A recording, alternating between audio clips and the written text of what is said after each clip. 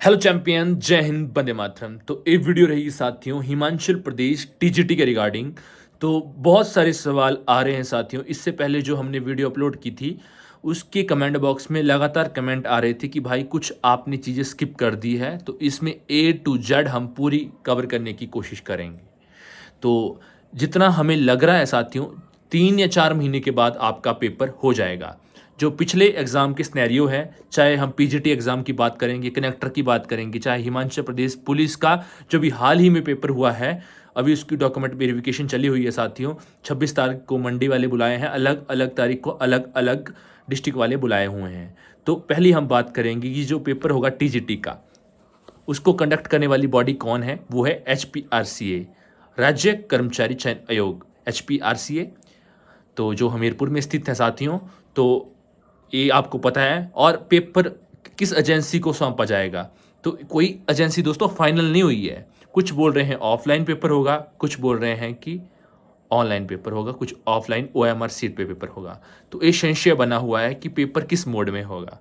आपने भी देखा होगा जब स्टार्टिंग में जो नोटिफिकेशन जारी हुआ था उसमें स्लैश करके ओएमआर सीट भी लिखा हुआ है और ऑनलाइन मोड भी लिखा हुआ है। तो अब देखा जाएगा कि क्योंकि ऑडियंस बहुत ज़्यादा हो चुकी है, लगभग 5 साल के बाद पेपर आया हुआ है टीजीटी का। तो बहुत सारे युवा ऐसे भी थे जिन्होंने कहा कि हम थर्ड सेमेस्टर में हैं, फोर्थ सेमेस्टर में हैं, हमें बैठने का मौका दिया जाए। और जो बच्चे अभी बीएड कर रहे हैं फर्स्ट ईयर में, तो उनको मौका 5 साल के बाद ही मिलेगा, क्योंकि जो सिनेरियो देखा जाता है लगभग 4 या 5-7 साल के बाद ही कमीशन आता है। तो उन्होंने कहा कि जो बच्चे पेपर दे रहे हैं उनको भी मौका दिया जाए। तो उनका कुछ बच्चों का ध्यान दिया गया और कुछ बच्चे ऐसे भी थे जिनका सब कुछ क्लियर हो गया, लेकिन टेट का जो रिज़ल्ट था अभी आने वाला था, पेंडिंग में था, तो उनका भी रिज़ल्ट आ गया। तो कुछ बच्चे ऐसे भी हैं उनका सर्टिफिकेट भी आ गया, उन्होंने अपलोड कर दिया। अभी साथियों 30 सितंबर तक डेट दी हुई है एचपीआरसीए ने, अगर किनकी कैटेगरी और सब कैटेगरी अगर चेंज करनी है। तो परसों का ये नोटिफिकेशन है, तो वह ऑनलाइन नहीं कर सकते, वहाँ पे जाना पड़ेगा आपको हमीरपुर, जहाँ एचपीआरसीए का जो ऑफिस है वहाँ पे ही सब कुछ चेंज होगा। तो ये मोटी मोटी सारी फैक्ट्स आपको मैं बता रहा हूँ, अंत तक बने रहिए। अगर आपको भी कुछ गलती फलती कुछ लग रही है तो मैं आपको जो भी आपको लगेगा उसके हिसाब से मैं आपको बताने की कोशिश करूँगा। अगर कोई छूट जाए तो आप कमेंट बॉक्स में लिख सकते हो। और वीडियो को आपने सब्सक्राइब नहीं किया है, लाइक नहीं किया है और अपने साथियों तक पहुँचाया नहीं है तो पहुँचा दे, क्योंकि टाइम लगता है साथियों। हम भी अपना प्रीशियस टाइम वीडियो बनाने के लिए दे रहे हैं। तो इस एग्ज़ाम में साथियों नेगेटिव मार्किंग नहीं होगी, नेगेटिव मार्किंग नहीं होगी।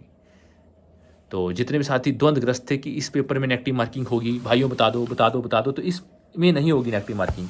जो मोटा मोटा सिनेरियो मैंने लिखा भी हुआ है साथियों, इसमें क्या क्या रहेगा तो मैं एक बार आप साथियों को बता देता हूँ।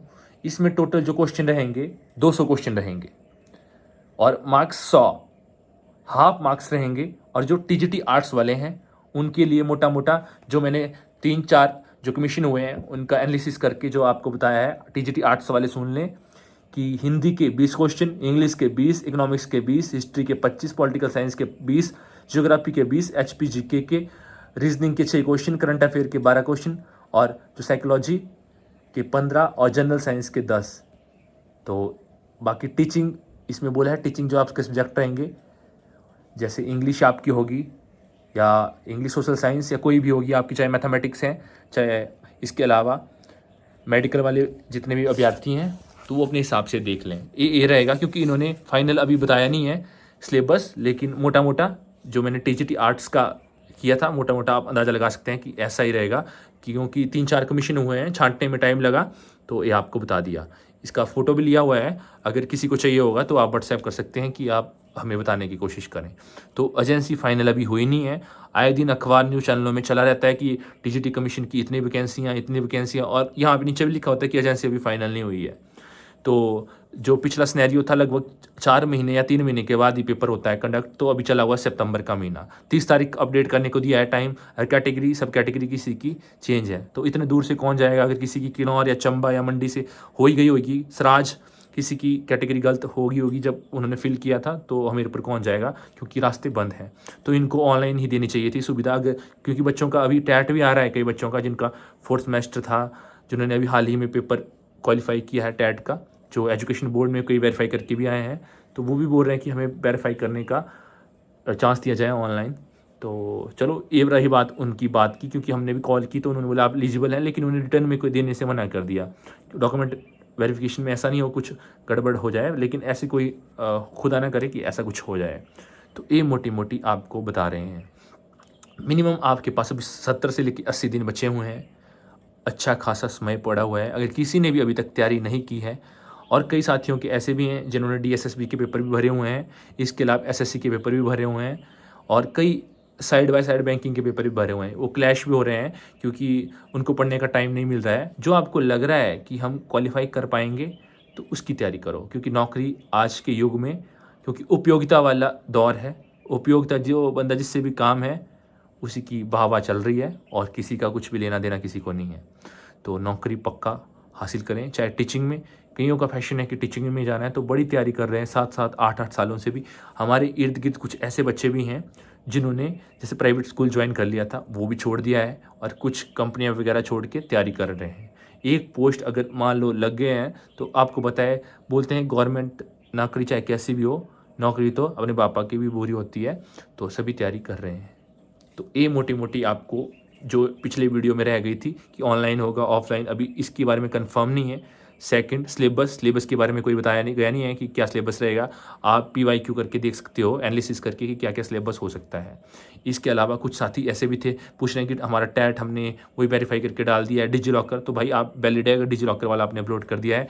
ये एजुकेशन बोर्ड ने बोला था कि वेरीफाई कर लो आप, और HPRC जो इनकी तालमेल बना हुआ था तो इन्होंने बोला कि आप वैलिड है। तो इसके अलावा कुछ साथी ऐसे हैं JBT वाले ढंग से भरें उस फॉर्म को, कैटेगरी चाहे कैसी जो गलतियां होती है लास्ट में फिर आपको ही क्या करना पड़ता है, आपको खामियाजा भुगतना पड़ता है साथियों। क्योंकि सुप्रीम कोर्ट ने अभी बोल दिया है जो जनरल वाले हैं वो जनरल की पोस्टें ही लेंगे, और OBC ST EWS जो उन्होंने कैटेगरी भरी है वही पोस्टें वो लेंगे।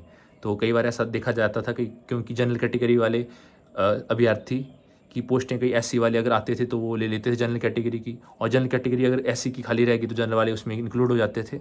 तो ऐसा सुप्रीम कोर्ट ने मना कर दिया है। जो SC OBC हैं वो अपनी सीटें हिलेंगे जो उन्होंने फॉर्म फिल किया है। अभी लगभग 1 हफ्ते पहले ये डिसीजन आया था सुप्रीम कोर्ट का।